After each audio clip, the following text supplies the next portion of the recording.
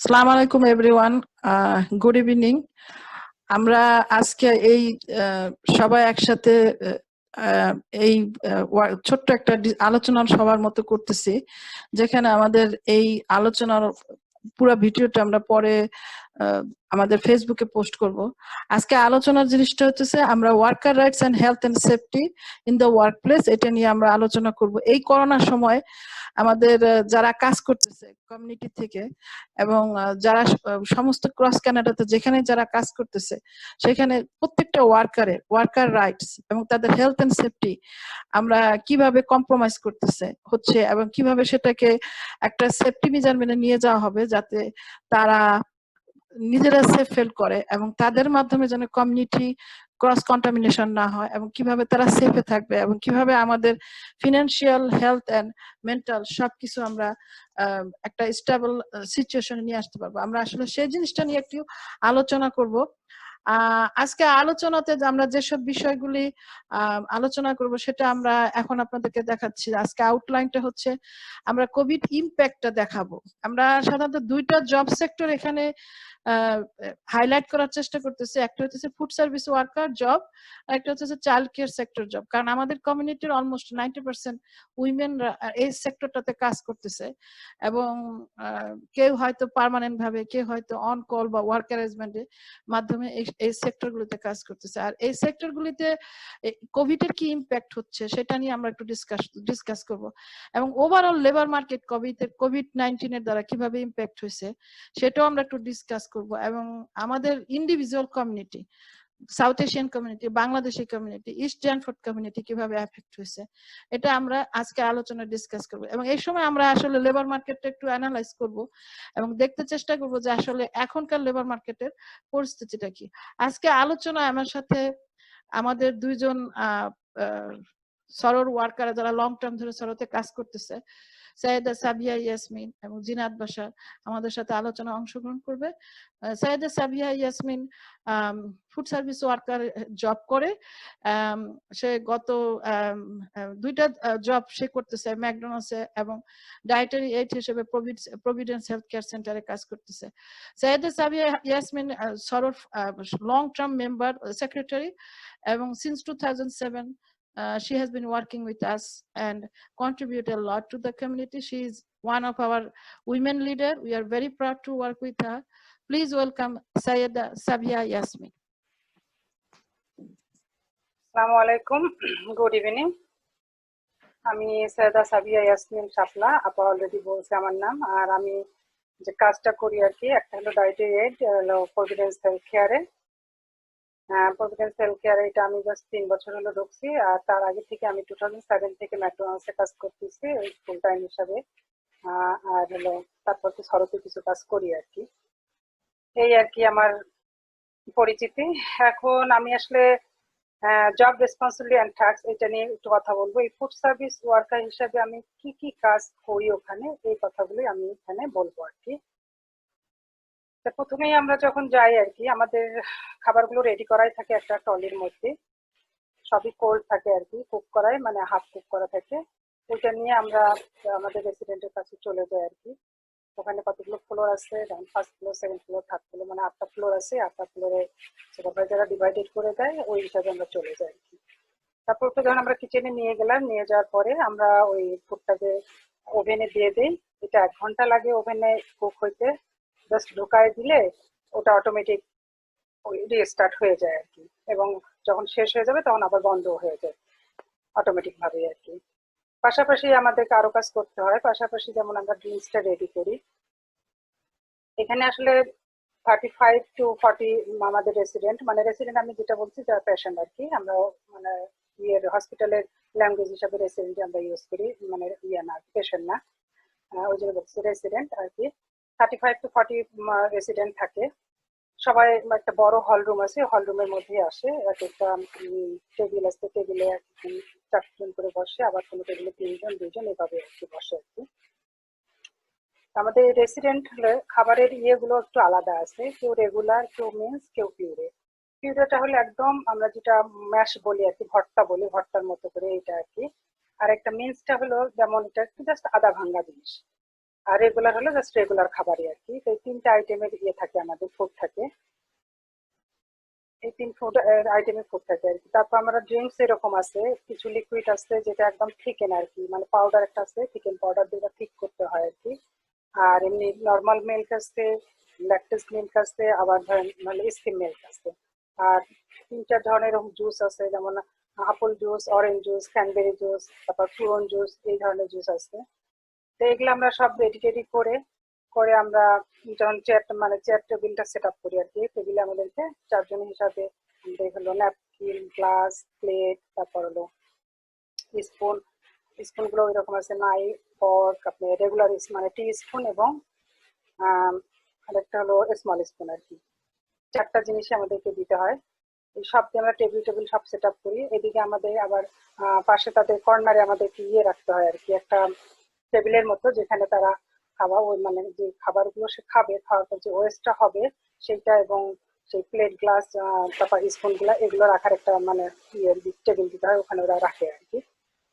তারপরে আমরা যখন খাবার দিয়ে আমি পাশাপাশি এই সব গোছায় ফেলার পরে নির্দিষ্ট টাইমে আমার হলো ধরেন ফুডটা যখন হয়ে গেল, তখন আমার ফুডটা বাইর করে আমাকে টেম্পারেচারটা চেক করতে হয়। এটা হলো ম্যান্ডেটরি, টেম্পারেচারটা চেক করতে হবে, এবং এটা আমাদেরকে নোট করে রাখতে হবে যে আসলে চিকেনের কি টেম্পারেচার আসলো, ভেজিটেবলের কি টেম্পারেচার আসলো, তারপর আপনার গ্রেভির কি টেম্পারেচার আসলো, সবার একটা আছে, এটা ওভাবে লিখে রাখতে হয়। এবং অন দ্য টাইম আবার এই সাইডে আমাদেরকে ফ্রিজে যতগুলো ফ্রিজ আছে, তারপর মেশিন আছে, আপনার ডিশ ওয়াশার মেশিন, এটারও টেম্পারেচার গুলো আমাদেরকে নোট করে রাখতে হয়। যদি কোনো কারণে যদি একটু আপ ডাউন হয়, যদি মনে করছে যে না এটা আসলে হচ্ছে না, আমার যে টেম্পারেচার পাওয়ার কথা সেটা নিচে হচ্ছে, তাহলে আমাদেরকে রাইডার সুপারভাইজারকে কল করতে হয় যে আসলে আমি তো মানে রাইট টেম্পারেচারটা পাচ্ছি না, এটা এখন কি করা যায়। তাহলে সে আসে হয়তো আমাদেরকে হেল্প করে এবং সেটা সলিউশন করে দেয় আর কি, যে এভাবে এভাবে করতে হবে। তারপর আমরা টেবিল সেট আপ করার পর আমরা খাবারটা তাদেরকে দিব। আমি আমি কিচেনেই থাকি, আর নার্স আর পার্সোনাল সাপোর্ট ওয়ার্কার ওরা জাস্ট কিচেনের বাইরেই থাকে আর কি। ওরা একটা একটু রেস্টুরেন্টের নাম বলে, ওই রেস্টুরেন্ট আমি চার্ট অনুযায়ী দেখে আমি খাবারটা তাদেরকে দিই। হয়তো কেউ রেগুলার, কেউ মিস, কেউ দূরে, এভাবে আর কি। তবে 1 আওয়ার লাগে তাদের খাইতে আর কি। আমি ঠিক 4:40-তে আমি স্টার্ট করি ডিনার, আর 5 o'clock 6 o'clock শেষ হয়ে যায় আর কি। আসলে মানে ওখানে 2টা শিফট আছে, যেমন আমি মানে ইভিনিং শিফটটা করি, ইভিনিং শিফট হলো 3:30 to 7:30 আর কি। আর আরেকটা শিফট আছে 7 to 3 o'clock। 7 o'clock শুরু হলে আমাদের ব্রেকফাস্টটা শুরু হয় ঠিক 8:30-তে, আর লাঞ্চটা শুরু হয় হলো 12 o'clock-এ। আর এটা ডিনারটা আমরা ঠিক এক্সাক্ট 5টায় আমরা আর কি সার্ভ করি আর কি। তারপর তারা এভাবে খাইলো আর কি, ওনারা হেল্প করলো খাওয়াতে। খাওয়া দাওয়ার পরে ওরা সব একটা জায়গায় সবগুলো উঠায় রাখে, ওনারা সব রুমে রুমে চলে গেল, রেস্টুরেন্ট চলে গেল, নার্স চলে গেল। তখন আমাদের ওই ডিশগুলো সব নিয়ে আসতে হয়, নিয়ে আসে খাবারগুলো স্কার্ভ করে একটা আলাদা বাকেটে রাখতে হয়। রাখার পরে ওগুলো ডিশ ওয়াশিং মেশিনে দিতে হচ্ছে। তারপরে আমাদের টেবিলগুলো ক্লিন করতে হয়, তারপর সুইপ করতে হয়, মপ করতে হয়, এই জিনিসগুলো সব করতে হয়। এবং পরের দিনের জন্য আমাদেরকে মানে ড্রিঙ্কস গুলো রেডি করে রাখতে হয়, এবং যত প্লেট, তারপর আপনার গ্লাস, কাপ, এগুলো আমরা যেগুলো ইউজ করছি সব সুন্দর করে অর্গানাইজ করে রাখতে হয়। কারণ সকালে যেহেতু ওনারা আসবে, আসে ওটা সেট মানে করবে, সার্ভ করবে, যাতে তাদের কোনো সমস্যা না হয়। তো এটা আমরা সব এরকম করে রেখে তারপর আমরা একদম পুরোটা লক টক করে দিয়ে আমরা তখন চলে আসি আর কি। আমাদের ঠিক 7:30 বলতে আমরা চলে আসলাম। এই কাজগুলি আমি মূলত ওখানে করি আর কি।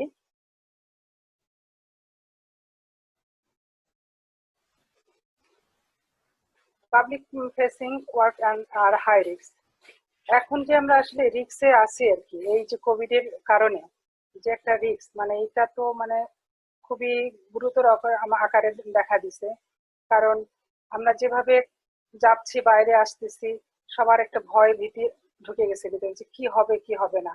এই না দেখা অসুখ কার মধ্যে যাবে কার মধ্যে যাবে না, এটা আমি সবাই রিস্ক। কিন্তু আমরা যারা হাই রিস্কে থেকেও এই কাজগুলো করতেছি, এই যে ফ্রন্ট লাইন ওয়ার্কার, একটা ধরেন ম্যানুফ্যাকচারিং সেক্টরে, রিটেল সেক্টর, তারপর আপনার হসপিটালে, কিন্তু এখানে যে আমরা কাজ করছি সেখানে আমাদের ওয়েজটা একদম মিনিমাম ওয়েজ। এই মিনিমাম ওয়েজে কাজ করলে কি আমাদের হবে? এখন তো আমাদের আওয়ারটা কমে গেছে, আওয়ার কমে গেছে, মিনিমাম ওয়েজটা আমাদের হচ্ছে না, কিন্তু আমরা অনেক রিস্ক নিয়ে কাজ করছে। এই রিস্কের কারণে আমি এফেক্ট হইতে পারি, আমি এফেক্ট হইলে আমার ফ্যামিলি এফেক্ট হইতে পারে। কিন্তু এটা তো অবশ্যই আমাদের গভর্নমেন্টের দেখা উচিত যে এই এই সেক্টরে যে পাবলিক গুলো কাজ করতেছে, যারা কাজ করতেছে তাদের অ্যাটলিস্ট ওয়েজটা বাড়ানো দরকার। কারণ তারা এই হাই রিস্ক নিয়ে কাজ করলে তাদের যে কোনো সময় যে কোনো অঘটন ঘটতে পারে আর কি। এবং এখানে 1.7 মিলিয়ন ওয়ার্কার্স কাজ করতেছে, আর সেখানে 1.2 মিলিয়নই ওম্যান। আমরা সবাই হাই রিস্কে আছি, কিন্তু আমাদের সেই হিসাবে ওয়েজ এবং আওয়ার পুনরায় হচ্ছে। শুধু হসপিটালে একটু আওয়ার হচ্ছে, কারণ এটা ইয়ে করে দিছে যে যে এই হসপিটালে কাজ করবে সে আরেকটা হসপিটালে কাজ করতে পারবে না, কারণ কোথাও এনা পাওয়ার না পাওয়ার কারণে তারা বিভিন্ন হসপিটালে কাজ করে, বিভিন্ন লং টার্ম কেয়ারে কাজ করে। কিন্তু কোভিড এর কারণে তারা এখন একটা জায়গায় স্থগিত হয়ে গেছে যে আমি যদি মানে প্রভিডেন্সে করি তাহলে প্রভিডেন্সে, কেউ যদি সিটিতে করে তাহলে সিটিতে করবে, কেউ যদি অন্য লং টার্ম কেয়ারে করে সেখানেই শুধু করবে।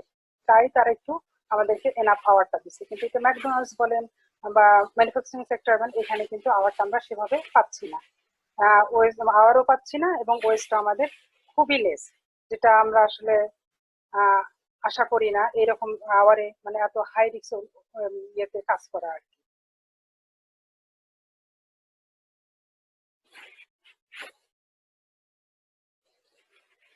পোস্ট কোভিড-19 ইম্প্যাক্ট এট দা ওয়ার্কপ্লেস। এই যে কোভিড এর কারণে আমাদের মানে কি কি ইম্প্যাক্ট করছে, মানে কি এখন হচ্ছে, আমরা যে আগে ডাইরেক্ট কাজে চলে যেতাম, কোনো ইয়ে ছিল না, কিন্তু এখন আমাদের ঢুকতে গেলেই আগে টেম্পারেচার চেক করবে, তারপর জিজ্ঞাসা করবে যে তুমি তোমার কোনো কফ আছে কিনা, তোমার কোনো সর্দি আছে কিনা, রানিং নোজ আছে কিনা, তোমার কোনো জ্বর আছে মানে ফিভার আছে কিনা, এবং তুমি কোনো কোভিড-19 এর কোনো রোগীর কাছে গেছো কিনা এর মধ্যে, তারপরে আবার কোনো ব্যাড স্মেল পাচ্ছ কিনা, এইসব প্রশ্ন করে তারপর তারা আমাদের টেম্পারেচার দেখবে, তারপর মাস্ক দিবে, দিয়ে তারপরে আমরা ভিতরে যাবো আর কি, ভিতরে যে কাজ করবো, ভিতরে যে কাজ করবো। কিন্তু এখানে আরো একটা জিনিস আছে, যেমন মাসে 2বার এরা চেক করবে এখন, কারণ আমার কোভিড-19 আছে কিনা এটা দেখার জন্য। এই মানডে টু ফ্রাইডে বিভিন্ন সময়ে তারা চেক করতেছে, ওখানে যত কো ওয়ার্কার আছে সবারই এটা চেক করতে হবে, এটা ম্যান্ডেটরি একদম, কোনো ইয়ে না, এটা পাবলিক হেলথ থেকে এটা আসছে, অর্ডার আসছে, এটা তোমাদেরকে চেক করতে হবে। এবং অসংখ্য আমাদের পিপিই করতে হবে।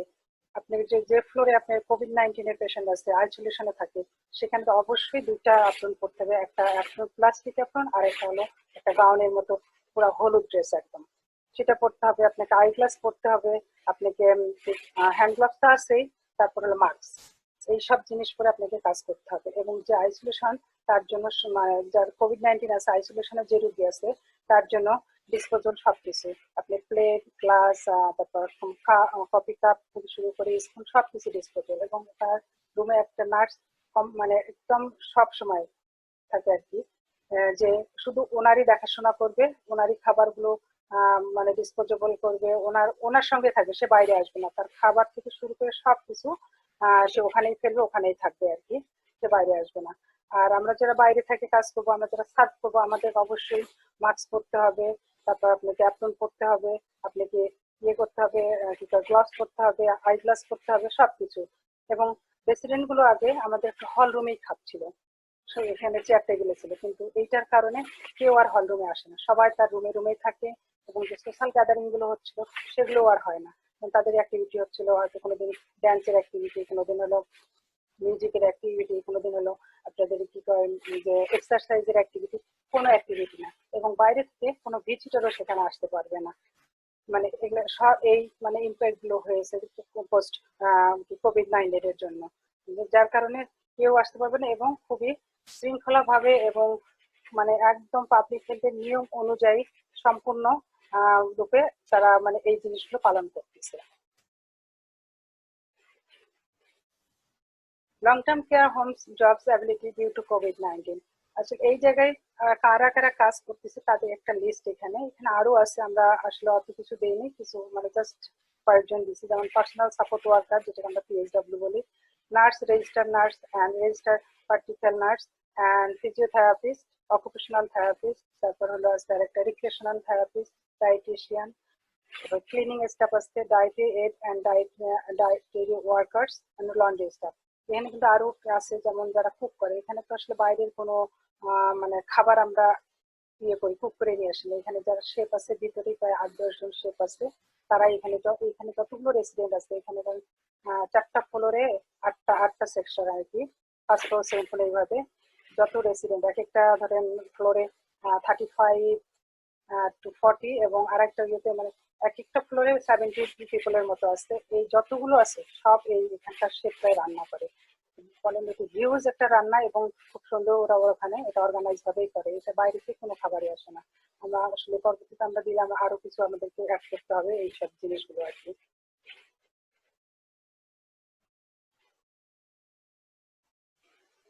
Online portal to find job at the long term care homes, এখানে কিছু আমরা লিঙ্ক দিয়েছি, এই লিঙ্কগুলো আপনারা যদি ক্লিক করেন এবং যান এই ওয়েবসাইটগুলোতে তাহলে আপনারা জব জব সার্কুলারগুলো দেখতে পাবেন বা অ্যাপ্লাই করতে পারবেন। তারপর যদি আপনাদের কোনো হেল্প লাগে আমরা তাহলে আপনাদেরকে জবের ব্যাপারে হেল্প করবো, মানে কিভাবে অনলাইন অ্যাপ্লিকেশন করতে হয় এই জিনিসগুলো আমরা আপনাদেরকে হেল্প করবো।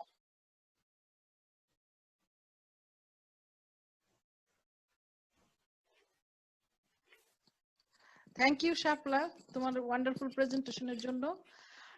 আমরা পরবর্তী প্রেজেন্টার কাছে যাওয়ার আগে শাপলার কাছ থেকে শুনতে চাচ্ছি যে তুমি যে ফুড সার্ভিস ওয়ার্কারের জবটা করতেছো এটার জন্য তোমাকে কি কোনো কোর্স করতে হয়েছিল?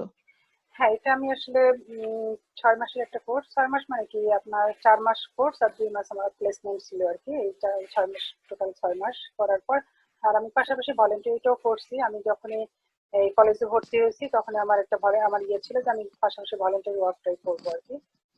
এইটা করে আমি তারপরে জবের জন্য আমার ফার্স্ট জব এখানে না, ফার্স্ট জব আমি আর একটা লং টার্ম ক্যারি করছি কিছুদিন, প্রায় বছর দিয়ে, তারপরে আমি প্রভিডেন্স হেলথের এই জবটা পাইছি।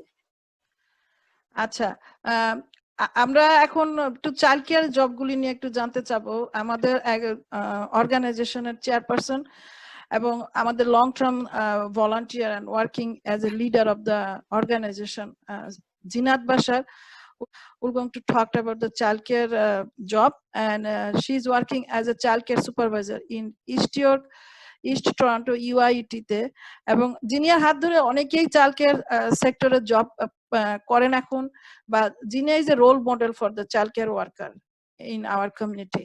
So like a lot of people already get job through her support and through her intervention.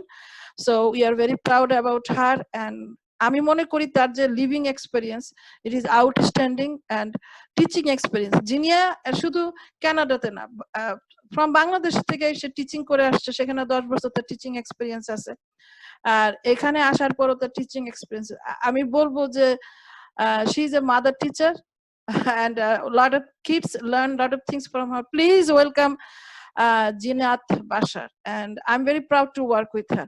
Jinia, ready? ধন্যবাদ সুলতানা আপা, আমাকে এত সুন্দর করে পরিচয় করে দেওয়ার জন্য। আমি জিনাত বাশার, আমি child care centre supervisor at East York's Toronto family resource, যেটা EYET নামে পরিচিত, এবং আমি সরোর বোর্ড অফ ট্রাস্টিতে আছি অ্যাজ এ চেয়ারপারসন হিসাবে অলমোস্ট লাইক 10 বছরের উপরে হবে, লাইক 10 বছর সো এরকমই। সো সরোর সাথে আসলে আমার সামাজিক এই কমিউনিটি ওয়ার্কে সরোর কাছ থেকে, সরোর হাত ধরেই আমার পথ চলা। সরোর মাধ্যমেই আমি কমিউনিটি পিপল, কমিউনিটির বাচ্চাদের, কমিউনিটির মহিলাদের সাথে কাজ করার সুযোগ পেয়েছি। সো যাই হোক, নিজের কথা আর বাড়াবো না। আজকে আসলে যে বিষয়টা নিয়ে কথা বলতেছিলাম সেটা আগে আপনারা দেখেছেন, শাপলা আপা আপনাদেরকে বলেছে উনি যে সেক্টরে কাজ করেন সেই সেক্টরের জব রেসপন্সিবিলিটি এবং কোভিডে সে জবটা কিভাবে এফেক্ট করেছে সেগুলো নিয়ে উনি আলাপ করেছেন। সো আমিও আজকে আমার যে ক্ষেত্র, আমার যে পদচারণা, আমার যে পরিমণ্ডল, সেই চাইল্ড কেয়ার লাইক বাচ্চাদের নিয়ে কাজ করা, সেটাকে নিয়েই আমি আজকে আপনাদের সাথে একটু কথা বলবো। তার আগে আমি আপনাদের বলতে চাচ্ছি যে আসলে চাইল্ড কেয়ার সেক্টরটা কি। চাইল্ড কেয়ারটা আসলে অনেকেই মনে করেন যে আমরা আসলে বেবি সিটিং করি, লাইক অ্যাজ এ ন্যানি, কিন্তু আসলে তা না। আমরা যারা এই সেক্টরে এসেছি তারা 2 to 4 ইয়ার্স একটা ডিপ্লোমা এবং গ্রাজুয়েশন করেই এখানে এসেছি। সেটা এই পরিপ্রেক্ষিতেই আমরা একটা সার্টিফিকেশন পেয়েছি। আমরা কেউ হয়তো মাস্টার্স করেছে, কেউ ব্যাচেলর করেছে, কিংবা কেউ ডিপ্লোমা নিয়েছে, এবং যারা অ্যাসিস্ট্যান্ট হিসেবে আছে তাদেরও একটা 1 বছরের কোর্স করতে হয়। আর যারা আমরা হোম চাইল্ড কেয়ার করছি তাদেরও একটা শর্ট কোর্স করে এই এই সেক্টরে করতে হয়। সো এখানে সেজন্যই আমি আগে জব রেসপন্সিবিলিটি এন্ড টাস্কের ব্যাপারে যেভাবে কথা বলতে চাচ্ছি সেটা হলো লাইকে আসলে অনেকেই ভুল করেন, আমাদের কাছে বাচ্চা সকালে দিয়ে যায় বিকালে নিয়ে আসে, মনে করে এখানে আসলে কিছুই না, বাচ্চাদের শুধু আমরা দেখভাল করব, খাওয়া দাওয়া করাবো, বাচ্চাদের সাথে খেলবো, এতটুকুই না আমাদের রেসপন্সিবিলিটি, ঘুম পাড়াবো। আসলে কিন্তু কাজটা অনেক অনেক ব্যাপক। সো এখানে একটা বাচ্চা একটা সেন্সিটিভ ইস্যু, একটা বাচ্চা একটা ইন্ডিভিজুয়াল এবং এই বাচ্চাটার ডেভেলপমেন্টালি কিভাবে বড় হবে তার প্রত্যেকটা জিনিসই নির্ভর করছে একজন এডুকেটরের উপর। একজন এডুকেটর একজন রোল মডেল। সে কিভাবে কথা বলবে, সে কিভাবে চলবে, সে কিভাবে বসবে, সে কিভাবে কি করবে, তার বিহেভিয়ারটা কিরকম হবে, প্রত্যেকটা রোল মডেলই হিসাবে ওই বাচ্চাটার কাছে সে নিজেকে পরিচিতি করবে। সো ফার্স্ট অফ অল আমাদের অ্যাজ এ এডুকেটর প্রথমে আমাদেরকে যেটা তৈরি করতে হবে একটা ওয়ার্ম অ্যান্ড পজিটিভ এনভায়রনমেন্ট, যেটা যেটা ক্লাসে তৈরি করতে হবে, যে জন্যে একটা বাচ্চা যখন তার প্যারেন্টস থেকে আমাদের কাছে আসে, এই যে ট্রানজিশন টাইমটা, এই ট্রানজিশন টাইমটা কিন্তু অনেক কঠিন। সো এর মধ্যে আমরা যদি একটা ওয়ার্ম অ্যান্ড পজিটিভ অ্যাটমসফিয়ার তৈরি করতে না পারি, সেই বাচ্চাটা কিন্তু আমাদের উপর ফেথ করবে না। ফেথ না করলে আমরা কিন্তু বাচ্চাটাকে সাথে আমরা ফ্রেন্ডশিপ করতে পারবো না, কিংবা বাচ্চাটাকে আমরা কোনোভাবেই ডেভেলপ করতে পারবো না। সো সেই first of all as an educator we have to create a warm and positive environment, এবং আরো আছে আসলে, এটা হলো ফার্স্ট অফ অল। সেকেন্ডলি আমাদের যেটা করতে হবে সে lead the children in activities to stimulate the develop their intellectual, physical and emotional growth. Like সব দিক দিয়ে একটা বাচ্চা সব দিক দিয়ে যেন গ্রো হয়। শুধুমাত্র আমি খেললাম আর দুষ্টুমি করলাম তা তো না। একটা বাচ্চা সে ফিজিক্যালি তার গ্রোথ হতে হবে, তার ইন্টেলেকচুয়ালি গ্রোথ হতে হবে, কগনিটিভলি গ্রোথ হতে হবে, এবং ইমোশনালি, সোশ্যালি অনেক বাচ্চা আছে খুব ইন্ট্রোভার্ট, সে হয়তো কারোর সাথে মিশছে না, খেলছে না, সে সলিটারি প্লে করে, সে গ্রুপ অ্যাক্টিভিটিতে যায় না, কিন্তু তাকে আমাদেরকে ওই পর্যায়ে নিয়ে যেতে হবে। সো সোশ্যালি সে যাতে ওভারকাম করতে পারে, সে তার ফ্রেন্ডশিপ মেক করতে পারে, সেটাও আমাদেরকে দেখতে হবে। সো বেসিক্যালি আমরা যেখান থেকে আমাদের কাজটা শুরু হয় সেটা হলো infancy to school age, that means age of 12। এই ইনফ্যান্সি টু এজ অফ 12 পর্যন্তই একজন এডুকেটর, আর্লি চাইল্ডহুড এডুকেটর কিংবা অ্যাসিস্ট্যান্ট যেটাই হোক, তারা কাজ করে। এবং শুধুমাত্র মানে কি কোন কোন জায়গায় আমরা কাজ করি, আমাদের কাজ করাটা হলো ফুল ডে কিন্ডারগার্টেন আছে, আমরা বিফোর এন্ড আফটার স্কুলে কাজ করি, আমরা আর্লি অনসে কাজ করি, আমরা হোম বেসড ডে কেয়ার আছে, আমাদের আছে আপনার স্কুল বেসড ডে কেয়ার, কিংবা এমনি day care, city day care. So বিভিন্ন জায়গায় আমরা কাজ করে থাকি। সো এখানে আরেকটা কথা আমি বলতে চাচ্ছি যে এইগুলোর সাথে সাথে আমাদের আরেকটা জিনিস মেনটেন করতে হবে, সেটা হলো regular communication with the parents এবং early childhood educator as a partner. Because parents এর কাছ থেকে আপনাকে জানতে হবে, আমাদেরকে জানতে হয় যে বাচ্চাটা আসলে কি করতে ভালোবাসে, কি করে, কিংবা কি করে কি কি কিসে ভয় পায়, কিংবা কিসে তার ইন্টারেস্ট, সবকিছু প্যারেন্টস এর সাথে একটা আমাদের পার্টনারশিপ বিল্ড আপ করে তারপরে আমাদেরকে সেই বাচ্চাটাকে ডেভেলপমেন্টালি তাকে আমরা তার গ্রোথ গুলো আমাদেরকে বাড়াতে হবে। তারপর আমাদের আরেকটা জিনিস, বেসিক্যালি একটা বাচ্চা সকাল 7টা থেকে সন্ধ্যা 6টা পর্যন্ত আমাদের কাছে থাকে। সো আমাদের তার হেলথ এন্ড সেফটি, তার এনশিওর করতে হবে যাতে তার কোনো প্রকারে ভাবে সে কোনো ব্যথা না পায়, কিংবা কোনো কিছুতে তার যেন কোনো অসুখ বিসুখ না হয়, কিংবা কোনো অ্যালার্জি যেন তাকে অ্যাটাক না করে। সো তার হেলথ অ্যান্ড সেফটির ব্যাপারে আমাদেরকে খুবই কঠোরভাবে লাইক মেনটেন করতে হবে। আরেকটা জিনিস যেটা করতে হবে, আপনারা জানেন যে inclusion that means inclusive child care. So এখানে আমাদের বাচ্চাদেরকে লাইক যেভাবে ডাইভার্স কমিউনিটির সাথে আমাদেরকে মেনটেন করে চলতে হয়, বিভিন্ন ফ্যামিলি বিভিন্ন কালচার থেকে আসে, তাদের সেই কালচারকে রেসপেক্ট করে, সেই ডাইভার্সিটিকে রেসপেক্ট করে আমরা আমাদেরকে সেই বাচ্চার হোম ল্যাঙ্গুয়েজ কিংবা বাচ্চার কোনো হোমের গান এগুলো আমাদের রপ্ত করতে হয়। কারণ বাচ্চার সাথে আমরা যদি তার হোম ল্যাঙ্গুয়েজ একটু কথা বলি, সেটা কিন্তু বাচ্চাটার জন্য অনেক একটা রিলায়েবল স্পেস, একটা রিলায়েবিলিটি, তার একটা ফেথ মানে গেইন করে। সো সেক্ষেত্রে অ্যানাদার থিংস হলো যে আমাদের যে স্পেশাল নিড বাচ্চাগুলো আছে সেগুলোও কিন্তু তারা নর্মাল বাচ্চাদের সাথেই আমাদের ক্লাসে থাকে। সো এই যারা স্পেশাল নিডস বাচ্চাদের জন্য যে সিটি থেকে যে রিসোর্স স্টাফ আমাদেরকে দেয়া হয়, কিংবা আমরা তাদের সাথেও আমাদের সুন্দরভাবে কাজ করতে হয়, এবং তাদের এই কাজের পরিপ্রেক্ষিতে যেমন রিসোর্স টিচার, প্যারেন্টস এবং এডুকেটর, এই তিনজন মিলেই একটা স্পেশাল নিডস বাচ্চাকে আমরা লাইক বিল্ড আপ করি, কিংবা বাচ্চাটার দেখভাল করি, যেটাই বলি না কেন তাকে আমরা অ্যাক্টিভলি পার্টিসিপেট করাই।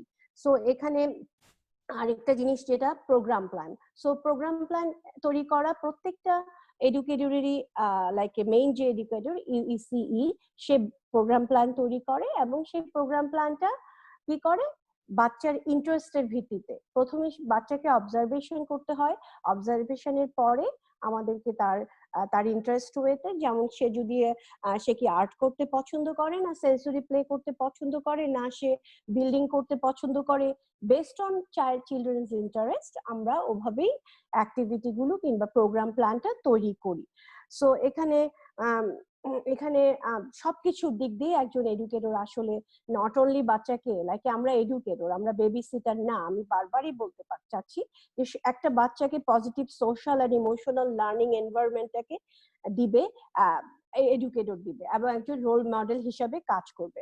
সো এডুকেটর হতে হলে আমি যেটা বললাম যে আমাকে 2 to 4 ইয়ার্স এর একটা সার্টিফিকেশন কোর্স, একটা ইউনিভার্সিটি, একটা কলেজ ডিগ্রি নিতে হয়, সেই সাথে নিতে হয় সিপিআর ট্রেনিং।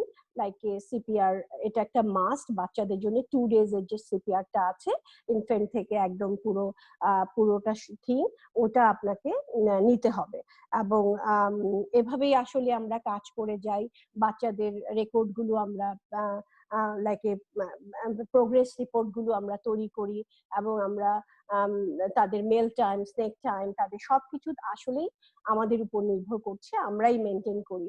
বাট অফকোর্স আমি এখানেই বলবো প্যারেন্টস কিন্তু একটা গুরুত্বপূর্ণ ভূমিকা আমাদের সাথে পালন করে, কারণ প্যারেন্টস এর মাধ্যমে আমরা জানতে পারি আপনার বাচ্চা কি করতে পছন্দ করে, ও কিভাবে ঘুমাতে পছন্দ করে, ও কি করে। So parents and educator and the environment, these three is a part of our settings. Like as we know that environment is the third teacher, so as well that, so you have to be create an environment, that environment is positive and warm, and that the child feel safe, that okay আমি safe, এখন আমি ওদের কাছে থাকবো, আমার কোনো problem হবে না। সো আমার মনে হয় যে একজন এডুকেটরের টাস্ক এন্ড রেসপন্সিবিলিটি কি হওয়া উচিত আমি মনে হয় আপনাদের বোঝাতে পেরেছি। সো চলুন আমরা নেক্সটে যাই যে labour market prospect about in the child care. So actually child কেয়ারের আমরা যদি দেখি যে একটু যদি আমরা চিন্তা করে দেখি যে approximately 30,000 people working as a child care in Toronto. So only just টরন্টোতেই আমাদের 30,000-এর উপরে আমরা চাইল্ড কেয়ার ওয়ার্কাররা আছি। এবং মেইন জিনিস হলো এই 30,000-এর মধ্যে আমি যদি পার্সেন্টেজ হিসেবে বলি তাহলে এখানে দেখা যাবে যে 98% ওমেন। সো because womens feel comfortable to this job, এবং সবাই মনে করে যে না বাচ্চাদের সাথে, আমরা মেয়েরা মায়ের জাতি, আমরা মনে করি যে না বাচ্চাদের সাথে কাজ করাটাই বোধহয় সবচেয়ে হ্যাপিয়েস্ট থিংস, এবং অনেকেই বাচ্চাদের সাথে কাজ করতে পছন্দ করেন। সো এর মধ্যে 2% যে আমি বলবো না যে মেল টিচার নেই, মেল এডুকেটেড নেই। সো মেল এডুকেটেডও এখন আসছে, খুশি ব্যাপার। আমরা অনেক মেল ক্যান্ডিডেট পাচ্ছি, মেল এডুকেটর পাচ্ছি, তারাও আমাদের সাথে কাজ করছে। এবং আপনারা মানে খুশি হবেন যে বাচ্চারা আসলে মেল টিচারদেরকে অনেক পছন্দ করে, কারণ সবসময় ফিমেল দেখতে দেখতে ওদেরও একটু বোর লাগে। তো ওরা যখন দেখে যে একটা নতুন ফেস, একটা মেল পার্সন আমাদের টিচার হিসেবে আসছে, তখন আমি দেখি যে না, দে অ্যাকচুয়ালি মেল মেল এডুকেটররাও খুবই এনজয় করছে, বাচ্চারাও তেমনি এনজয় করছে। সো এই যে এই জবটার আসলে অনেক প্রসপেক্টিভ, কারণ আমরা জানি যে বাচ্চাদের ডে কেয়ার লাইক, যদি আমাদের সোশ্যালি কিংবা ইকোনমিক্যালি যদি আমরা বিল্ড আপ হতে চাই, একটা কান্ট্রিকে যদি আমরা তৈরি করতে চাই, তার ইকোনমিক টা স্ট্রং হওয়া উচিত। এবং সেক্ষেত্রে চিলড্রেন ইজ আওয়ার ফিউচার, তাই না? আমরা আমরা যেমন একটা বাচ্চাকে একটা মাটির দলার মতো, একটা মোল্ডের মতো তৈরি করে শেপ দিই, সেজন্যই ডে কেয়ারটা প্রয়োজন। তাহলে আমি বাচ্চাকে বাসায় রাখলে কি করবে? সারাদিন হয়তো খেলবে, কিংবা টিভি দেখবে, কিংবা কিছু একটা করবে, কিংবা গেম টিপবে। কিন্তু আমাদের কাছে আসলে একটা বাচ্চা সব দিক দিয়ে ডেভেলপ হচ্ছে। সো প্যারেন্টস ওয়ান্স, এবং প্যারেন্টসও খুবই শান্তি মনে কাজ করতে যাচ্ছে। তো সেজন্যই এটা একটা অনগোয়িং জব।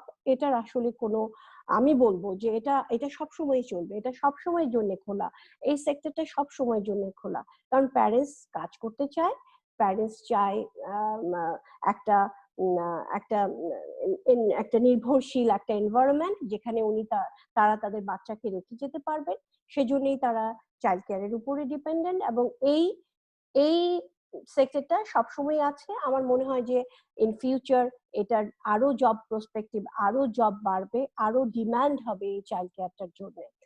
সো এটাই আর কি। সো আমি এখন বলবো যে পোস্ট কোভিড ওয়ার্কপ্লেস, আসলে এত কথা বলার পিছনে আমাদের যে জিনিসটা, সেটা এখন এই স্লাইডেই আমি বলতে চাই। সেটা হলো যে আসলে আপনি মানে কোভিড আসলে আমাদেরকে অনেক দূর পিছিয়ে নিয়ে গিয়েছে। আমি বলবো আমরা আসলে যেভাবে এগিয়ে গিয়েছিলাম, যেভাবে আমরা আমাদের সবকিছু সুন্দরভাবে চলতেছিল, আমার মনে হয় এই 4-5 মাস কোভিড আমাদেরকে অনেক পিছিয়ে দিয়েছে।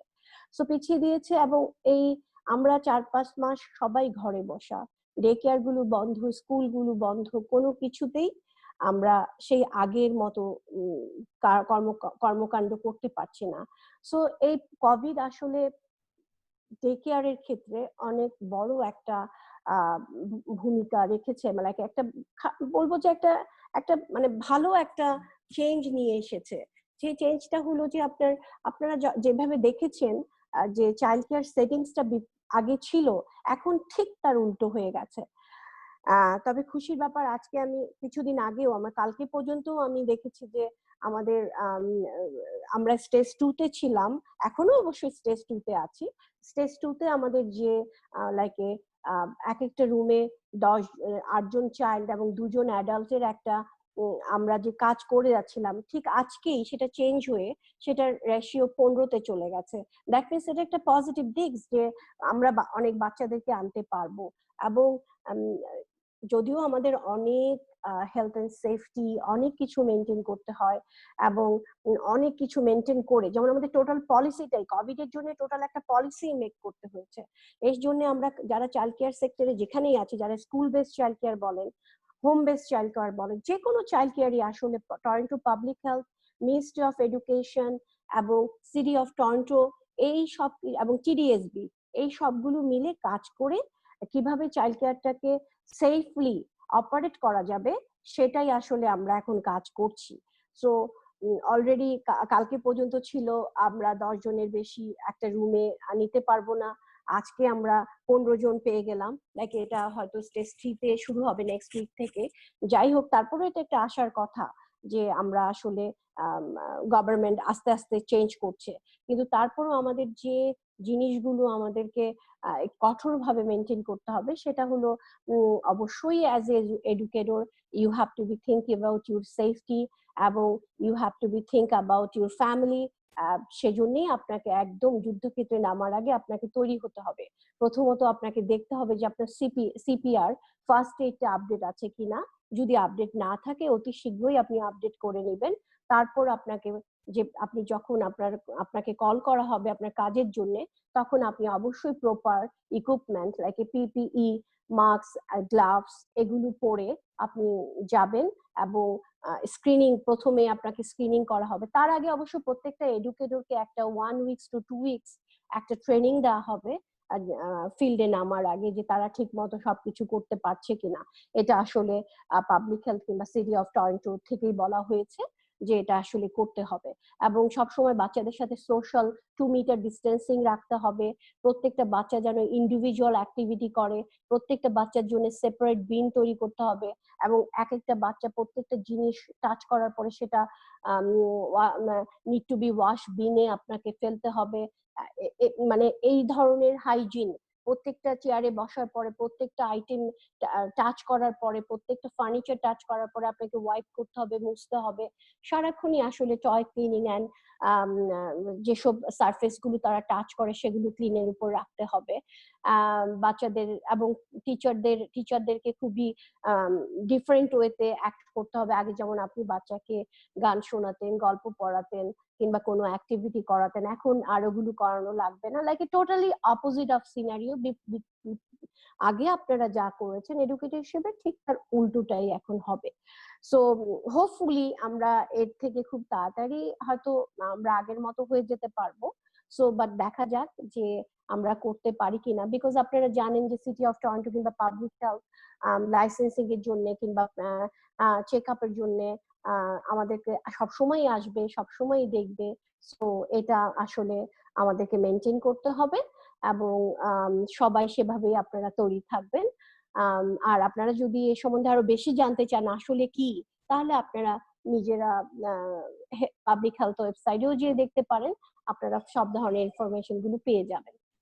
সো এবার আসি পোস্ট কোভিড-19 ইম্প্যাক্টটা।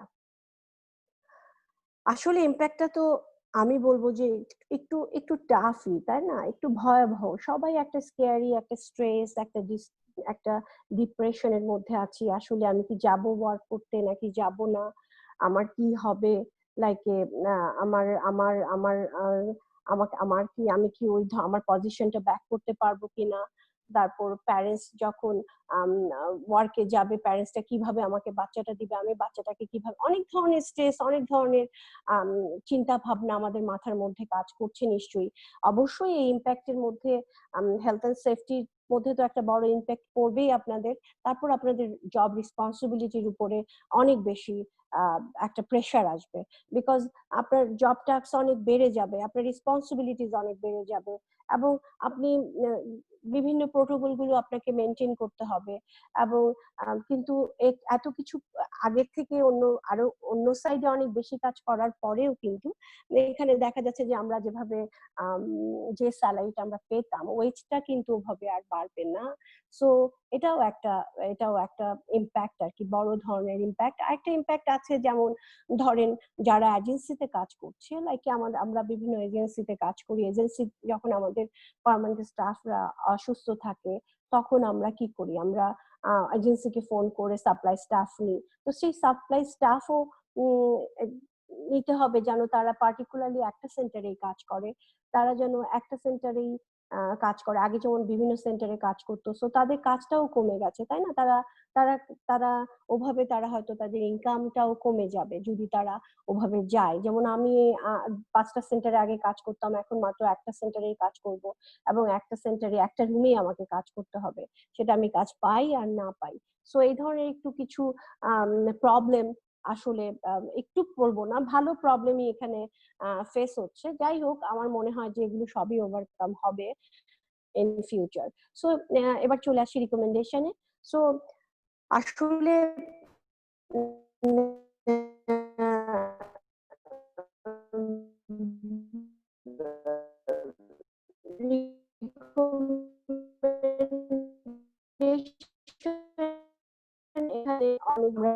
পলিটিক্যাল লিডারদের সাথে আমরা বিভিন্ন রকম র্যালি, বিভিন্ন রকম মিটিং আমরা অ্যাটেন্ড করেছি এবং স্টিল আমরা চাইল্ড কেয়ার নিয়ে কাজ করে যাচ্ছি। সো চাইল্ড কেয়ার এখানে একটা অ্যাসোসিয়েশন আছে, যে association of early childhood educators Ontario, AECEO। So এখানে তারা অ্যাকচুয়ালি বিভিন্ন রকম স্টেটমেন্ট রিলিজ করে এবং তারা প্রভিন্সিয়াল গভর্নমেন্টের সাথে খুবই ক্লোজলি কাজ করছে। তাদের তাদের যে ডিমান্ডটা ছিল, তাদের যে রিকমেন্ডেশনটা ছিল যে চাইল্ড কেয়ার সেক্টরে সবাই উচিত যে 6 ডেজটা পেইড হওয়া উচিত, এবং তাদের আরেকটা ডিমান্ড ছিল, আরেকটা রিকমেন্ডেশন ছিল 10 days job protected emergency leave days.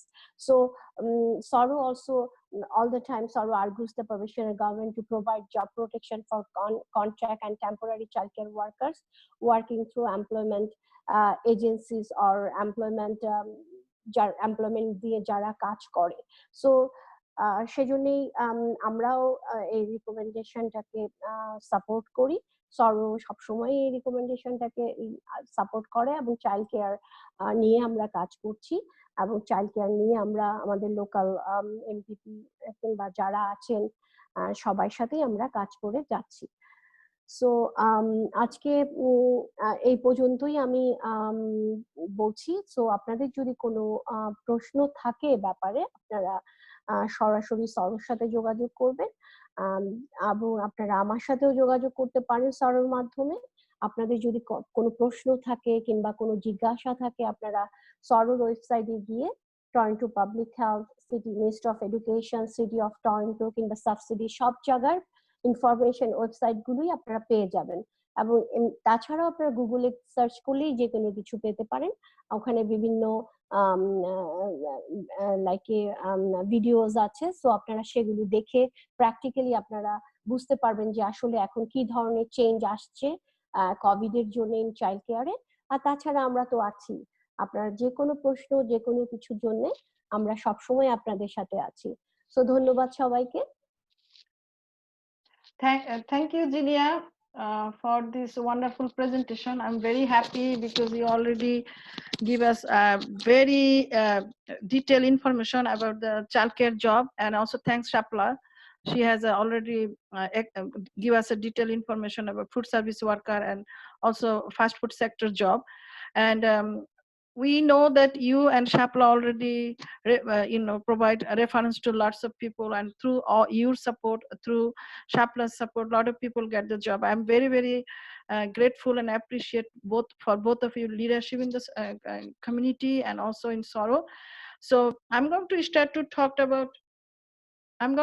to talk about the labor market, total overall labor market, that to see that what is the situation right now.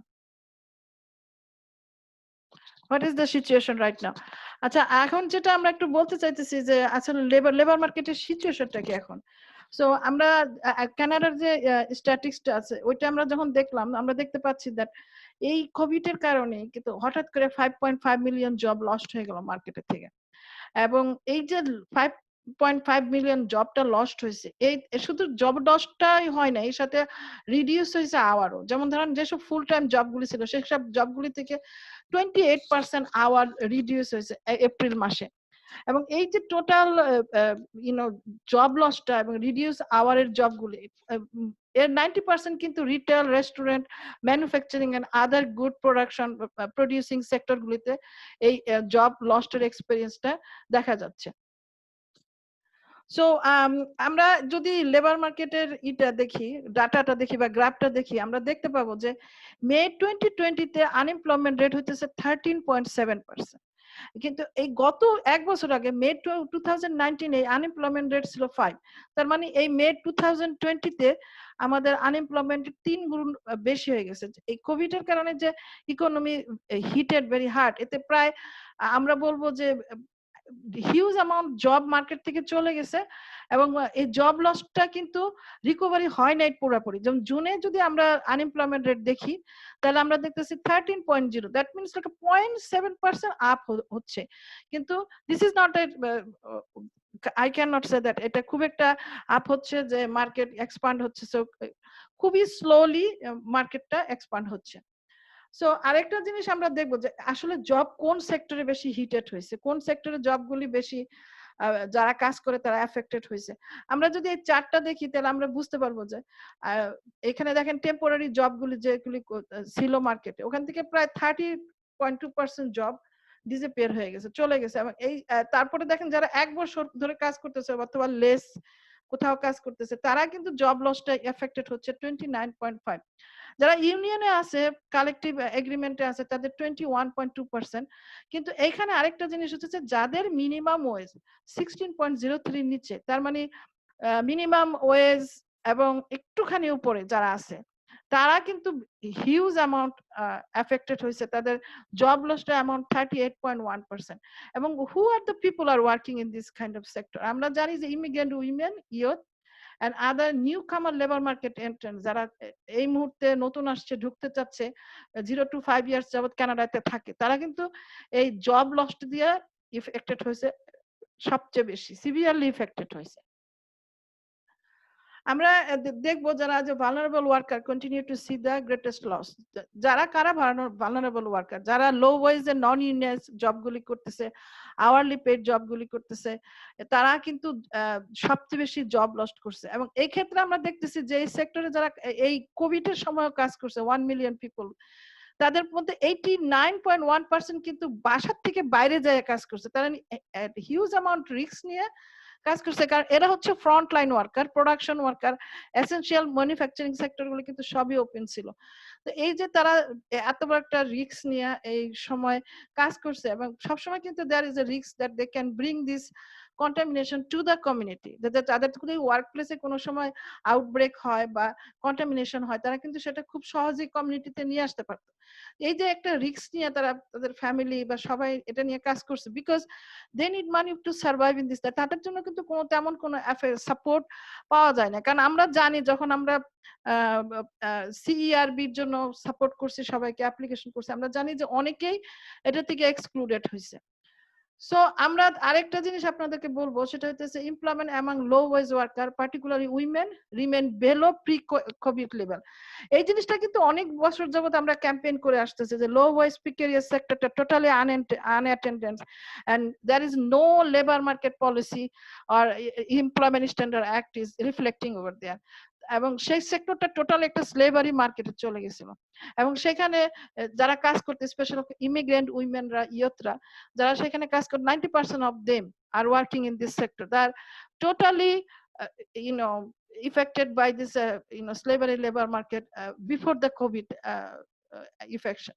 So like when তারা Covid এর কারণে কিন্তু তারাই সবচেয়ে বেশি heated হয়েছে, কিন্তু economy যখন রিকভারি করার চিন্তা করা হচ্ছে, তারা কিন্তু লেফট বিহাইন্ড হয়েছে। তাদের কথা কিন্তু আমাদের মানে পলিসি মেকাররা বা পলিটিক্যাল লিডাররা এমন ভাবে চিন্তা করতেছে না যে how they can uplifting their situation, so they can feel that they can have enough resource or financial support to sustain in here. So আমরা আরেকটা জিনিস যেটা আমি সিইআরবির কথা বলছি, যে আমরা খুবই থ্যাঙ্কসফুল টু গভর্নমেন্ট, তারা 2 মাস আরো এক্সটেন্ড করছে সিইআরবি। কিন্তু সিইআরবির এলিজিবিলিটি ক্রাইটেরিয়া ছিল যেমন ধরেন $5,000 2019 এর ইনকাম, এবং আনটিল বিফোর মার্চ পর্যন্ত যদি $5,000 ইনকাম থাকে, এমপ্লয়মেন্ট ইনকাম, তারা সিইআরবির জন্য অ্যাপ্লিকেশন করবে। কিন্তু এই সিইআরবি থেকে বলা হচ্ছে যে যখন 2 মাস পরে সিইআরবি শেষ হয়ে যাবে, যারা সিইআরবি থেকে কেউ কেউ ইআইতে চলে যেতে পারবে যদি তারা ইআইয়ের এলিজিবিলিটি থাকে। ইআইয়ের এলিজিবিলিটি হচ্ছে আপনার 760 আওয়ার্স এর কাজ থাকতে হবে, এবং একটা সার্টেন অ্যামাউন্ট, আপনি কিন্তু টোটাল 2000 পাবেন না, আপনি যা ইনকাম করতেছেন তার 5% আপনি পাবেন। সো যখন এই সিচুয়েশনটা আসবে, আমাদের মনে হচ্ছে almost 40% unemployment people will going to B excluded. তারা হয়তো ইআই এর জন্য অ্যাপ্লিকেশন করতে পারবে না, অথবা তারা যদি কেউ কেউ ইআইতে থাকে তাহলে তারা $2,000 এর মতো মান্থলি ইনকাম পাবে না। So that will be a big kind of problem যদি এটা ফিউচারে আসে। কারণ আমাদের কথা হচ্ছে মার্কেট কিন্তু এখনো টোটালি রিকভারি হয়নি। মার্কেট রিকভারি না হওয়া পর্যন্ত যেসব লো ওয়েজ ওয়ার্কাররা যারা $5,000 ইনকাম করছে গত বছর, এবং যারা এই সিইআরবিটা নিচ্ছে, তাদেরকে কন্টিনিউ সাপোর্টটা করে যাওয়ার জন্য আমরা গভর্নমেন্টকে অনুরোধ করতেছি until the market get recover. So এখন যেটা হচ্ছে যে ইকোনমিক ইনসিকিউরিটিটা কিন্তু ইনক্রিজ হচ্ছে, এবং এইটা আমরা আমরা যারা শরতে আমাদের যারা পিয়ার ওয়ার্কাররা কাজ করতেছে, আমরা যারা কাজ করতেছি, যে এই যেই মুহূর্তে কোভিড-19 মার্চ 16 এর ফার্স্ট আমাদেরকে টোটাল মানে ইফেক্টেড কমিউনিটি এবং পুরো কান্ট্রি এফেক্টেড হলো, তখন এপ্রিল মে জুন এই 3 মাস কিন্তু আমার কমিউনিটিতে যারা কাজ করে পিয়ার ওয়ার্কাররা তারা কিন্তু আমাদের সব মেম্বারদেরকে ফোন দিছে। অলমোস্ট আমরা 2000 পিপলের সাথে কন্ট্যাক্ট করছি, এর ভিতরে 1240 জনকে আমরা রিচ করতে পারছি, এবং 1240 জনের সাথে আমরা কথা বলছি সেভারাল টাইমস, এবং তাদের ভিতরে 839 এর কাছ থেকে আমরা জানতে পারলাম যে একটা ছোট্ট সার্ভে আমরা করছিলাম যে কারা কোথায় কাজ করেন, কারা জব লস্ট হয়েছে। এর ভিতরে 839% এর এক্সপিরিয়েন্স হচ্ছে জব লস্ট করছে, রিডিউস আওয়ার জব হয়ে গেছে এই কোভিড প্যান্ডামিকের কারণে। এবং আমরা জানি যে কমিউনিটিতে অনেকেই সিইআরবির জন্য এলিজিবল হয় নাই, যারা স্টুডেন্ট তারা হয় নাই, যারা 5 বছর কাজ করতে পারে $5,000 ইনকাম করতে পারে নাই গত বছর, তারা এক্সক্লুডেড হয়েছে। অনেকে যারা পড়াশোনা করতেছিল কিন্তু তারা আগের বছর কাজ করছে, তারা এক্সক্লুডেড হয়েছে। সো এই যে এক্সক্লুডেডটা, এটা কিন্তু পুরো বেনিফিটটাকে ইউনিভার্সালিটি করে নাই। এই বেনিফিটটা কিন্তু সত্যি ইউনিভার্সালিটি হওয়া উচিত ছিল, যাতে এভরিওয়ান ইন দিস কান্ট্রি যারা এফেক্টেড হয়েছে কোভিড-19 দ্বারা কাজের জন্য, তারা সবাই এই বেনিফিটটা পাওয়া উচিত ছিল। কারণ এন্ড অফ দ্য ডে যদি একজন মানুষ অসুস্থ থাকে, সে কিন্তু অন্যদের অসুস্থ করে দিবে। এবং এটা এর জন্যই আমরা কন্টিনিউ লবিং করতেছি, অ্যাডভোকেসি করতেছি, আগেও করছি, যে যেভাবে হোক মানুষ যেন সার্ভাইভাল কন্ডিশনে থাকে, কেউ যেন তার সার্ভাইভাল কন্ডিশন, তার হেলথকে কম্প্রোমাইজ করে কাজে চলে না যায়। আমরা যে যখন কমিউনিটির সবার সাথে কথা বলছি যে তাদের কাদের জব লাগবে, প্রত্যেকদিন কিন্তু আমরা অনেক কল পাই, মানুষ আমাদেরকে অনুরোধ করতেছে যে আপনারা লেবার মার্কেটের সব ইনফরমেশন আমাদের দেন, কোথায় জব আছে, আমরা জব খুঁজতেছি। তখন কিন্তু আমরা আমাদের যে লোকাল লেবার মার্কেটে যারা আমাদের এমপ্লয়াররা ছিল, যাদের সাথে এতদিন সরোর একটা রিলেশনশিপ ছিল, রেফারেল রিলেশনশিপ, আমরা সব এমপ্লয়ারদেরকে কল দিছি। এবং সব এমপ্লয়ারদের কল দেওয়ার সময় কিন্তু আমরা দেখতে পেলাম যে প্রত্যেকটা এমপ্লয়ারই পুরোপুরি রিকভারি করে উঠতে পারতেছে না, ওপেন করতে পারতেছে না। এর ভিতরে আমরা অনেক জব লস্ট হয়েছে, এবং রিসেন্টলি কোন একটা এমপ্লয়ার অনেকগুলি মানুষকে তাদের মানে ফ্যাক্টরি ঠিক মতো রান করতে পারতেছে না দেখে টার্মিনেশন করে দিচ্ছে। এই যে কারণে আমরা কিন্তু অনেক জব লস্ট দেখতে পাচ্ছি কমিউনিটিতে, এবং employer is not ready right now. Sourav প্রচুর পার্সনকে হেল্প করছে চাইল্ড কেয়ার সেক্টরে জবের জন্য, ফুড সার্ভিস ওয়ার্কার সেক্টরে জবের জন্য। চাইল্ড কেয়ার সেক্টরটা আমরা যেটা দেখতে পেলাম, যিনিও আপনাদেরকে জানাইলো যে খুব কেয়ারফুলি এই সেক্টরটা রিওপেনিং করার চেষ্টা করা হচ্ছে, এবং সেক্ষেত্রে আমার মনে হচ্ছে huge amount of job lost হবে, এবং economy can not be recover soon, so গ্রোথটা কমে আসতেছে। এই জন্য আমাদেরকে আরো কেয়ারফুলি হইতে হবে, যে দেখতে হবে যারা এই চাইল্ড কেয়ার সেক্টরে কাজ করতেছে তাদের জন্য আরো কিছুদিন লং টার্ম বেনিফিটের কোনো বন্দোবস্ত করা যায় কিনা, যেটা তাদেরকে সার্ভাইভাল করার জন্য হেল্প করবে। সো আমাদের এখন যেটা হইতেছে, আমরা কন্টিনিউ নেটওয়ার্ক করার চেষ্টা করতেছি, যারা ওল্ড এন্ড নিউ এমপ্লয়ার ছিল কমিউনিটিতে, তাদের সাথে চেষ্টা করতেছি কানেকশন তৈরি করে দেওয়ার জন্য। আমরা আশা করতেছি যে আমাদের settlement services, job connection services, counselling support সব আমরা আবার আগের মতো করে দিতে পারবো। যেহেতু এই কোভিড এর কারণে আমরা লিমিটেড সাপোর্ট দিচ্ছি, মোস্ট অফ দ্য সাপোর্ট আমরা ফোনের মাধ্যমে দিচ্ছি। যেমন কেউ হয়তো সেটেলমেন্ট সার্ভিস চাচ্ছে, কেউ হয়তো এমপ্লয়মেন্ট সার্ভিস চাচ্ছে, এগুলো আমরা সাধারণত ফোনের মাধ্যমে দিচ্ছি। সাধারণত এপ্রিল থেকে এই পর্যন্ত আমরা অলমোস্ট 90 to 100% কে হেল্প করছি, যেটাতে সিআরবি ইআই অ্যাপ্লিকেশন কন্টিনিউ তাদের এই অ্যাপ্লিকেশন গুলি আমরা ফলো আপ করে যাচ্ছি, এবং কন্টিনিউ তাদের ইআই রিপোর্টিং গুলো করে যাচ্ছি। সো আমাদের কাজটা হচ্ছে যে আমরা চাচ্ছি যে আবার সেই আগের মতো ইকোনমি হোক, কিন্তু it will take time. It will take time, but in the meantime, we really request the government that can you please continue the economical support for all the low wage workers, so then everybody can survive, and also think about how we can make the CERB, CESB and other benefit more inclusive for everyone, so then everyone can survive and sustain end of the day. Jinia আর শাপলা, তোমাদের যদি মাইকটা একটু on করো তাহলে আমাদের জন্য সুবিধা হয়। তো তোমাদের শুরুর আগে আমি একটু শাপলার কাছে একটা কথা জিজ্ঞেস করতে চাচ্ছি। শাপলা, তোমাদের কি এখন ইন্টারনালি কোনো রেগুলার কোভিড টেস্ট করা হয়? হ্যাঁ, আমাদের মান্থলি 2 টাইম টেস্ট করা হয় আর কি। আচ্ছা, তো তুমি তো দুইটা ফার্স্ট সেক্টরে, ফুড সেক্টরে কাজ করতেছো, একটা হচ্ছে লং টার্ম কেয়ার, একটা ফাস্ট ফুড। লং টার্ম কেয়ারটা তোমার কাছে কি মনে হয় যে ফাস্ট ফুডের থেকে একটু ডিসেন্ট? হ্যাঁ, আচ্ছা, এখন তুমি কি মনে করো যে ফাস্ট ফুড সেক্টরে আমাদের আরো ইমপ্রুভ হওয়া উচিত?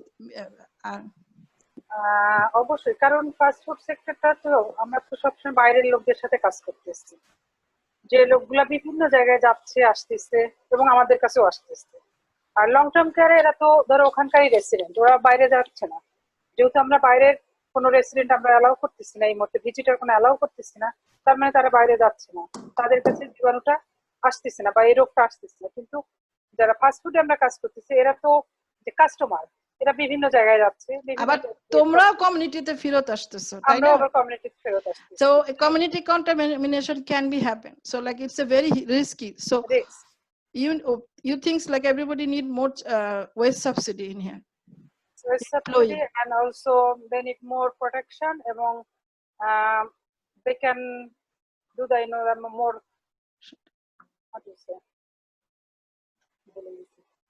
সো আমি একটা কোশ্চেন জিনিয়ার জন্য এখানে একটা কোশ্চেন আমি দেখতে পাচ্ছি।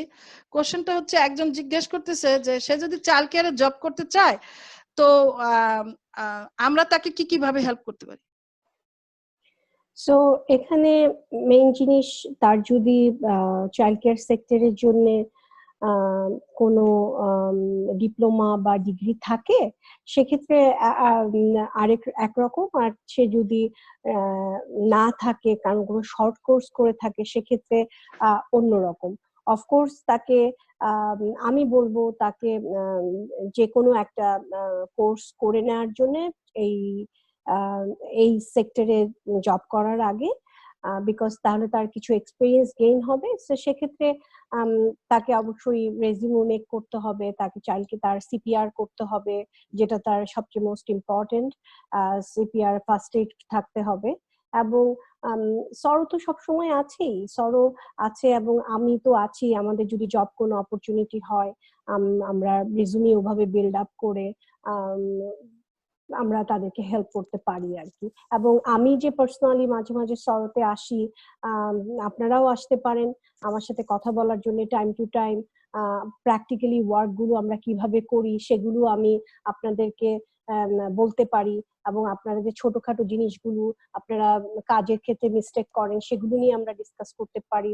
সো এই ক্ষেত্রে আপনার যে মেন্টাল স্ট্রেংথটা, আপনার যে জিনিসটা, সেটা আমি আপনাদেরকে দিতে পারি আর কি। এবং সরো তো আছেই আপনাদের সাথে, রিজুমি রাইটিং, আপনাদের ইন্টারভিউ ফেসিং, এভরিথিং সরো আপনাদের প্রিপেয়ার করে দিবে। সেক্ষেত্রে আমি তো সরোর সাথে আছি। ওকে, আমি একটা কোশ্চেন দেখতে পাচ্ছি, সেটা হচ্ছে যে আসলে এই কোশ্চেনটা হচ্ছে যে আবার আমাদের এই চাইল্ড কেয়ার সেন্টারগুলিতে জবের জন্য আমরা কবে থেকে আপনাদের সাথে যোগাযোগ করব? এই কোশ্চেনটার অ্যান্সার আমি করতেছি যে আপনারা আমাদের সাথে এখনই যোগাযোগ করতে পারেন, and stay in our pipeline, job pipeline, so then আমরা আপনাদেরকে ফিউচারে জবের জন্য হেল্প করতে পারি as soon they open it. Okay, window of opportunity will going to open soon, but if we are not ready we cannot jump out. So আমি আপনাদেরকে বলবো যে এই সময়টা আপনারা সবসময় রেডি থাকেন, ready to go, so any time you can do it. So পরে আরেকটা কোশ্চেন দেখা যাচ্ছে যে আমি তোমাদের দুজনকে একটু জিজ্ঞেস করতে চাইতেছি, আমাদের হাতে খুব সময় কম, আরো অনেকগুলো যে কোশ্চেন আসছে ওগুলো আমরা হয়তো ইন্ডিভিজুয়ালকে ফোন করে আমরা অ্যান্সারটা দিয়ে দিব। তা আমাদের এখন জিনিসটা হচ্ছে আসলে কমিউনিটিতে তোমাদের উইমেন লিডারশিপটা তোমরা কিভাবে দেখতেছো? জিনিয়া অথবা শাপলা, তোমরা একটু অ্যান্সার করো। ওকে, সো আমি বলতে চাই লাইক যেটা আমাদের সরোর লগো, যে if women's move forward, whole community move forward. So সেক্ষেত্রে আমি যেটা দেখছি যে সরো আসলে অনেক অনেক দূরই এগিয়ে আছে। সরোর হাত ধরে অনেক উমেন্সরাই লিডারশিপ নিচ্ছে, সেটা যে কোনো ভাবেই হোক।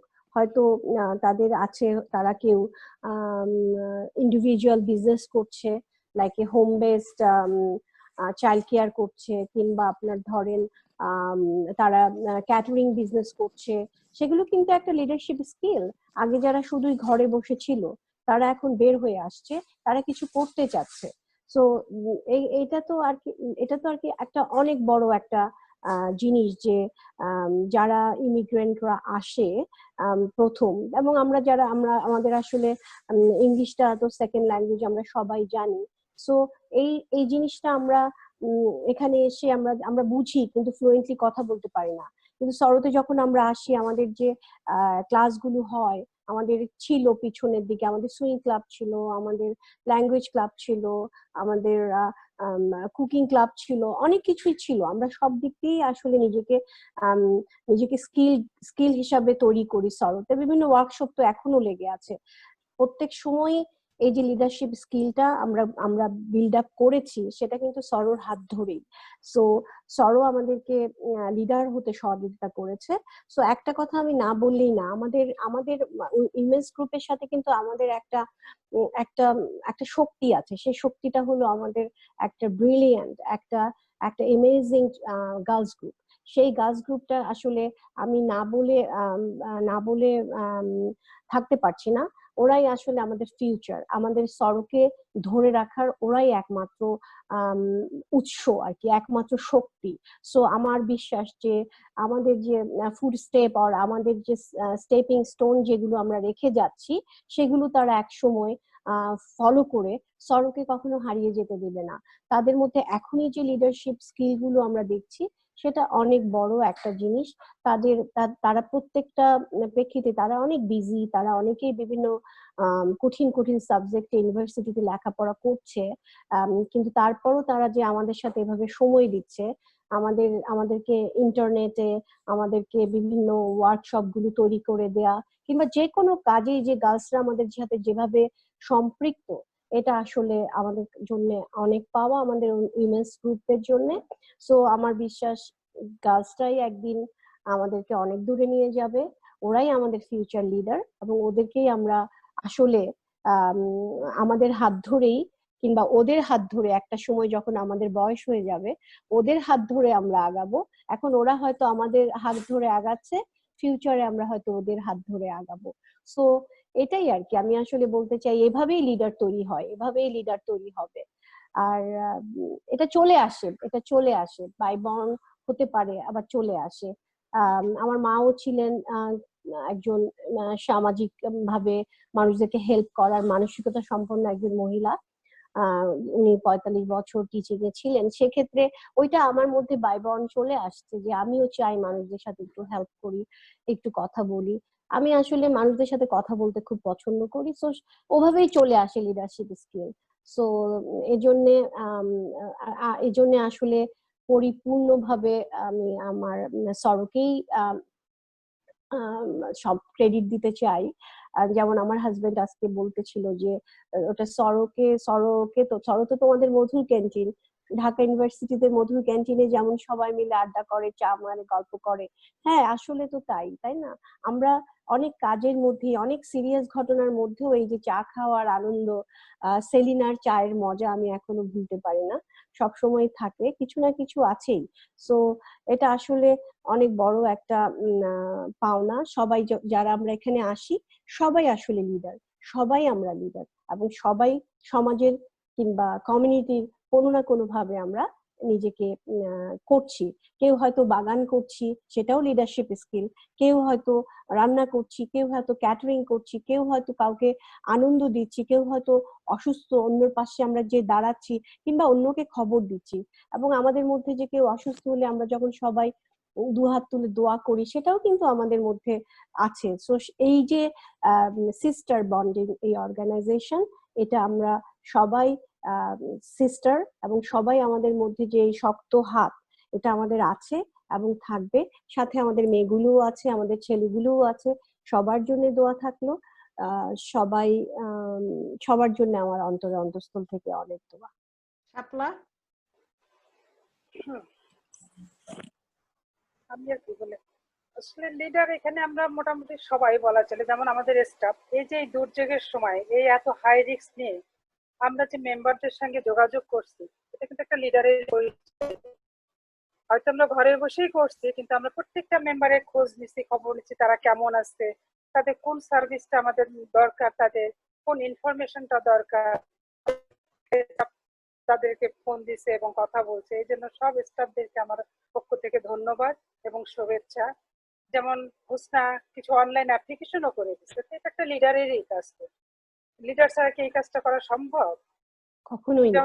কখনোই না। অতএব এটা অবশ্যই আমাদের আর আমাদের বাচ্চাদের যেটা যিনি আপা বললো, আমরা ওদের হাত ধরে চলবো, ওরা আমাদের হাত ধরে চলবে। আমরা উভয়কেই আমরা করে রাখবো। So it's a mother-daughter হ্যাঁ, organization. I'm আর very, এটা very happy to work with this wonderful, energetic and very lovable women, all of you. আমি একটা স্যাড নিউজ শুধু তোমাদের সবার সাথে শেয়ার করতে চাই। সেটা হচ্ছে আমরা রিসেন্টলি আমাদের একজন কমরেড বলবো বা কমিউনিটি চ্যাম্পিয়ন বলবো, ফারিয়া চৌধুরীকে হারাইছি। ফারিয়া সরোর সাথে ভেরি বিগিনিং থেকে জড়িত ছিল। যখন 2007 বা 8 আমরা শুরু করি, তখন ফারিয়া এবং a group of energetic girls and young men, those coming from no one illegal, and আমাদেরকে প্রচুর হেল্প করছে যাতে এই অর্গানাইজেশনটা আমরা স্টার্ট করতে পারি। অনেক সময় এরা আমাদের বাচ্চাদের সাথে একসাথে বসে খেলাধুলা করছে। আমাদের ছোট ছোট মেয়েগুলি যেগুলি এখন বড় ইয়াং উইমেন হয়েছে, তাদের কিন্তু সেই স্মৃতিটা রয়ে গেছে। ফারিয়ার সাথে আমরা অনেক কাজ করছি, অনেক পলিটিক্যাল কাজ করছি, ক্যাম্পেইন করছি, অ্যাডভোকেসি কাজ করছি, আমরা একসাথে র্যালি করছি, স্পিচ দিছি, আমাদের ভিতরে অনেক ডিসকাশন হয়তো। আমরা সাডেনলি ওর চলে যাওয়াটাকে আমরা কোনো মতে মেনে নিতে পারছি না, এবং ওর যে কাজটা সে করে গেছে কমিউনিটিতে, ও নাই কিন্তু ওর কাজটা আমাদের সাথে আছে। আমরা সারা জীবন ওর কথা মনে রাখবো। এবং আমি জাস্ট আস্ক এভরিওয়ান, প্লিজ আপনারা সবাই ওর জন্য দোয়া করবেন। ওর 1-2 বছর একটা বাচ্চা আছে, বাচ্চাটা যেন মায়ের সমস্ত গুণগুলি পরবর্তীতে শুনতে পায় এবং মাকে নিয়ে সে প্রাউড করবে, এটা আমরা চাচ্ছি। ফ্যামিলি সবাই যেন এই সিচুয়েশন থেকে বেরিয়ে আসতে পারে, এইটা আমি আপনাদের সবার কাছে রিকোয়েস্ট করবো যে আপনারা প্লিজ ওর জন্য দোয়া করবেন। আর আজকের এই প্রোগ্রামে যারা আমাদেরকে সহায়তা করছে সবাইকে আমার ধন্যবাদ। সব আমি শাপলার সাথে একসাথে বলতে চাই, সব পিয়ার ওয়ার্কার যারা কাজ করছে, যারা পিয়ার আমাদের গাছ অ্যাক্টিভিস্ট আছে কাজ করছে, আমি তাদেরকে সবাইকে আন্তরিকভাবে ধন্যবাদ জানাচ্ছি। আর আমরা আবার আসতেছি অগাস্টে, ঈদের পরে আমরা ঈদ পুনর্মিলনী করব। আমরা যেমন আপনাদের ফিনান্সিয়াল কাজ নিয়ে আমরা কাজ করি, যেমন উইমেন লিডারশিপটা হচ্ছে আমরা ইকোনমিক ইনক্লুসিভনেসটা চাচ্ছি। আমরা জানি ফিজিক্যাল এন্ড মেন্টাল হেলথ ওয়েলবিংটা খুব ইম্পর্টেন্ট। এই তিনটা জিনিস একসাথে না হলে সাস্টেনেবিলিটি কখনোই আসবে না। সো আমরা খুব শীঘ্রই আপনাদের কাছে কিছু কালচারাল প্রোগ্রাম নিয়ে আসবো যেটা আমাদের মেন্টাল হিলিং এর জন্য খুব ভালো হবে। আপনাদের সবাইকে শুভরাত্রি, দোয়া করি ভালো থাকেন, এবং যে কোনো সমস্যা হলে আপনারা আমাদেরকে ফোন দিবেন। আল্লাহ ভরসা যেটুকু আমাদের ক্ষমতা আছে আমরা আপনাদেরকে একসাথে থাকবো, ক্ষমতা না থাকলে একটু শুনতেও পারবো। Thank you. ধন্যবাদ সবাইকে।